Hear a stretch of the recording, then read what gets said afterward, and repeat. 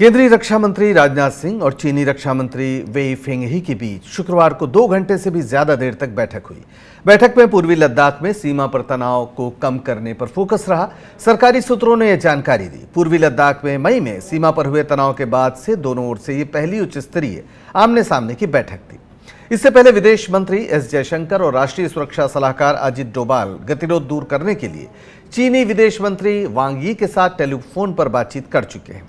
सूत्रों ने बताया कि वार्ता के दौरान राजनाथ सिंह ने पूर्वी लद्दाख में यथास्थिति को बनाए रखने और सैनिकों को तेजी से हटाने पर जोर दिया। सूत्रों के मुताबिक भारतीय प्रतिनिधिमंडल ने चीनी सेना के पेंगोंग झील के दक्षिणी तट में यथास्थिति बदलने के नए प्रयासों पर कड़ी आपत्ति जताई और वार्ता के जरिए तनाव कम करने पर जोर दिया। दूसरे सूत्रों के मुताबिक 2 रक्षा मंत्रियों के बीच बातचीत का केंद्र लंबे समय से चले आ रहे सीमा गतिरोध को हल करने के तरीकों पर रहा।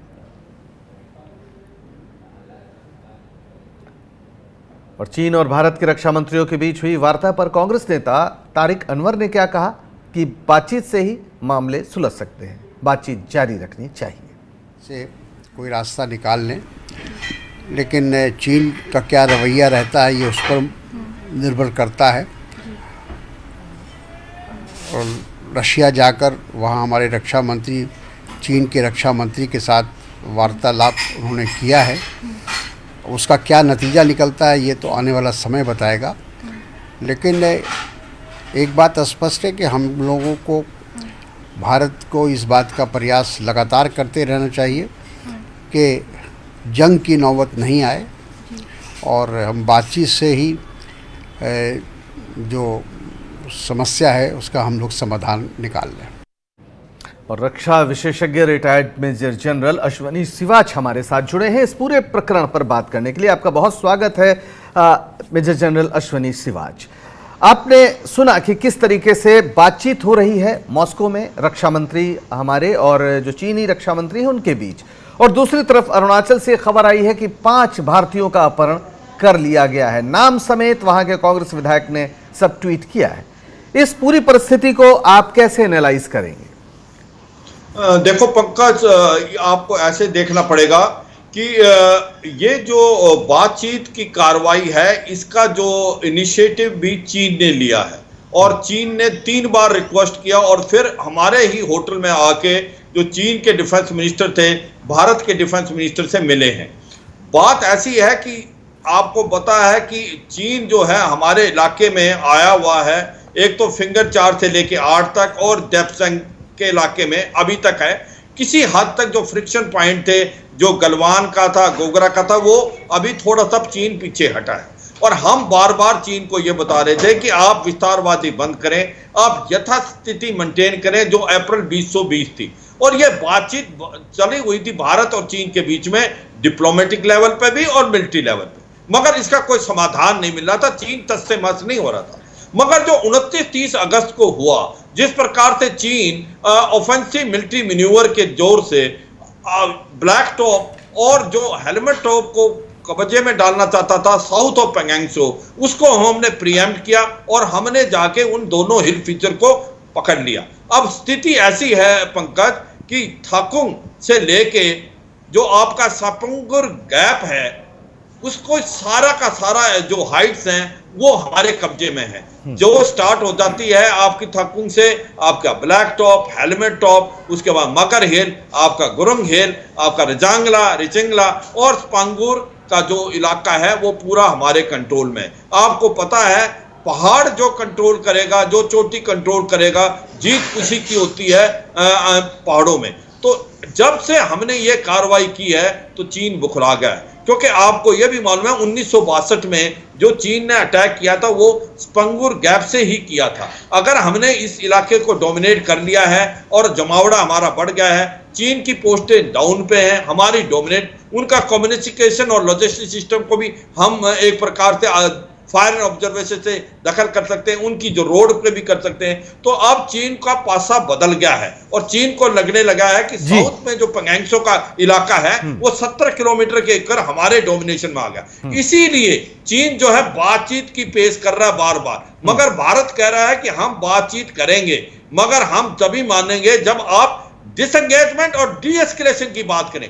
डी एस्केलेशन का मतलब यह है जो आपने 2 मैक डिवीजन और एक नोटराइज डिवीजन जो बिठाई है 40 से 50 किलोमीटर दूर, उसको भी आप जो इसके परमानेंट लोकेशन है सिंगजांग में ले जाए। जो आपने रेट किया पंकज कि किसी तरफ तो ये बातचीत कर रहा है, और जो अरुणाचल में इसने हमारे अगवा किए हैं 5 जो युवक को, यह दर्शाता है कि चीन पे भरोसा करना मुश्किल है। और हो सकता है चीन कुछ ना कुछ अरुणाचल या सिक्किम या मिडिल सेक्टर में कुछ कार्रवाई करे। अश्विनी तो इसके लिए चौकन्ना रहे। जी एक छोटा सा सवाल आपसे और पूछेंगे। आपने खुद माना कि फिंगर 4 से फिंगर 8 के बीच उसने कब्जा कर लिया है, जो हमारा क्षेत्र है। इसके अलावा देप्सांग में भी 10 किलोमीटर वो अंदर आ चुका है। हम पहाड़ियों पर पहुंचे हैं, ये हमारी बहुत बड़ी कामयाबी है। हम आज एक बेहतर स्थिति में हैं, लेकिन हकीकत तो यह है कि यथा स्थिति को उसने बदला है, लाइन ऑफ एक्चुअल कंट्रोल को वो बदल चुका है। अब सवाल है कि वो वापस कैसे जाएगा। क्या अब बात युद्ध की ओर भी बढ़ रही है, जैसा कि अभी ट्रंप का बयान आया है कि स्थिति बहुत गंभीर है।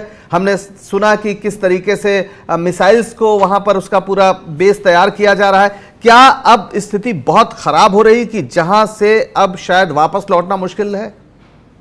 देखो पहले तो यह बताना है कि जो फिंगर 4 से 8 आया है, ये एक प्रकार से डिस्प्यूटेड एरिया है, क्योंकि इस इलाके में हम सोचते हैं कि हमारी एलएसी फिंगर 8 तक है और चीन समझता है फिंगर 2 तक है। तो ये डिस्प्यूटेड एरिया है, इसी प्रकार से देप्संग का। मगर बात आपने बहुत अच्छी पूछी कि क्या हमने जो बताया है कि यथास्थिति 20 अप्रैल 2020 की करें।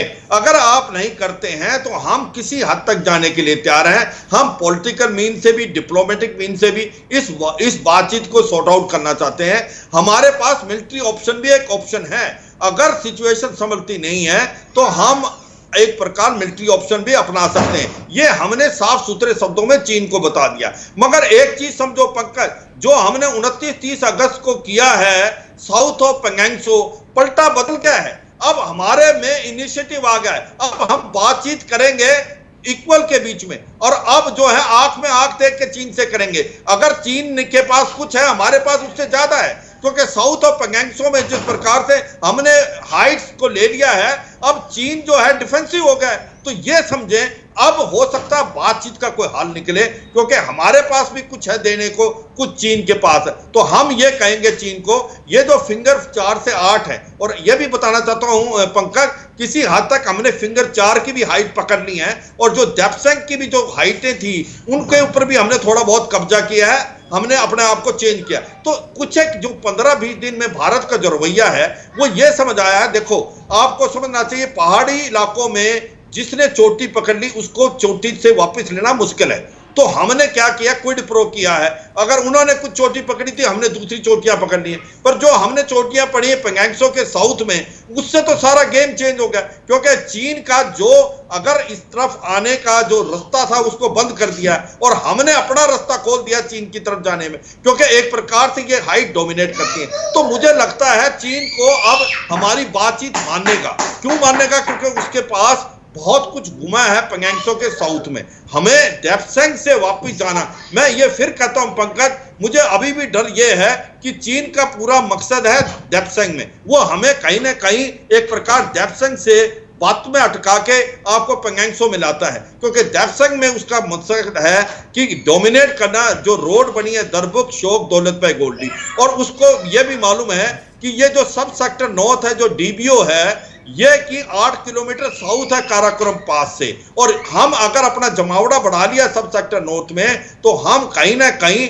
वेस्ट में गिलगित बाल्टिस्तान को एक प्रकार से अटैक करने के लिए काबिल है। इसी प्रकार से चाइना पाकिस्तान इकोनॉमिक कॉरिडोर को इंट्रोड्यूस कर सकते हैं। और हम अगर ईस्ट में जाएं, जिसको बोलते हैं गेटवे टू एक्साई चेन, हम जो इनका जो एक हाईवे है G219 जो सिंगजांग से लासा जाता है, उसको भी हम एक प्रकार से इंट्रोड्यूस कर सकते हैं और एक्साई चेन की तरफ भी जा सकते हैं। तो चीन इसलिए 7 से 8 किलोमीटर आगे इसलिए आया है कि वो अपने जो इस हाईवे को स्ट्रेटेजिक डेप्थ दे, एक्साई चेन को डेप्थ दे, क्योंकि कहीं ना कहीं चीन को डर लग गया था जो बातचीत भारत से निकल रही थी कि भारत तो कुछ ऐसा नहीं कर देगा कि एक्साई चेन को लेने की कोशिश करे। तो इसलिए उसने जो ये 7-8 किलोमीटर जो बोलते हैं, जो हमारा इलाका है और वो आया है, वो शायद स्ट्रेटेजिक डेप्थ है, मगर मैं फिर भी कहूंगा वो डिस्प्यूटेड एरिया है। चीन क्योंकि चीन क्या है, गोल पोस्ट चेंज करता है। चीन कहता है कि ये यथास्थिति 1959 की है, हम कहते हैं नहीं,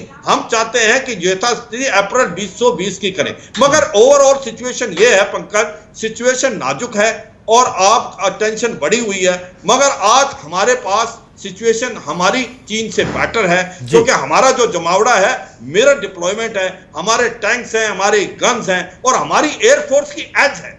हमारे पास जब से रफेल आए हैं, Sukhoi 30 MKI, Miraj 2000, MiG 29, Jaguar और उसके बाद अपाचे अटैक कैप्टर, और इससे चीन अब थोड़ा सा कमजोर नजर आ रहा है। और इसके साथ साथ जो हमारा नेवी है, जो इंडियन ओशन के अंदर, मलक्का स्टेट के अंदर जिस प्रकार से हमारा एयरक्राफ्ट कैरियर और जो सबमरीन जो दूसरे जहाजों ने, चीन की क्षमता है हम करने की, हमें जो हम कर सकते हैं चीन के ऊपर, मलक्का स्टेट को चोक कर सकते हैं, जहां 70 से 80% जो चीन का ट्रेड जाता है। तो एक प्रकार से ये मल्टी प्रोंग स्ट्रेटेजी है। ये लड़ाई जो होगी ये तीनों हाथ पे होगी, एयरफोर्स, नेवी, आर्मी, डिप्लोमेटिक और पॉलिटिकल लेवल। बिल्कुल, भारत की सेना पूरी तरह से तैयार है। सवाल है कि राजनीतिक रेजोल्यूशन क्या होता है। और सबसे बड़ी बात जो आपने कही कि कहीं पर निगाहें, कहीं पर निशाना, वो पोंगसो पे आपको फंसा रहा है, लेकिन दरअसल उसकी जो पूरी निगाह है वो देप्सांग पर है, और ये बात समझने की जरूरत है। आपका बहुत बहुत शुक्रिया इस पूरे विषय को हमें विस्तार से समझाने के लिए।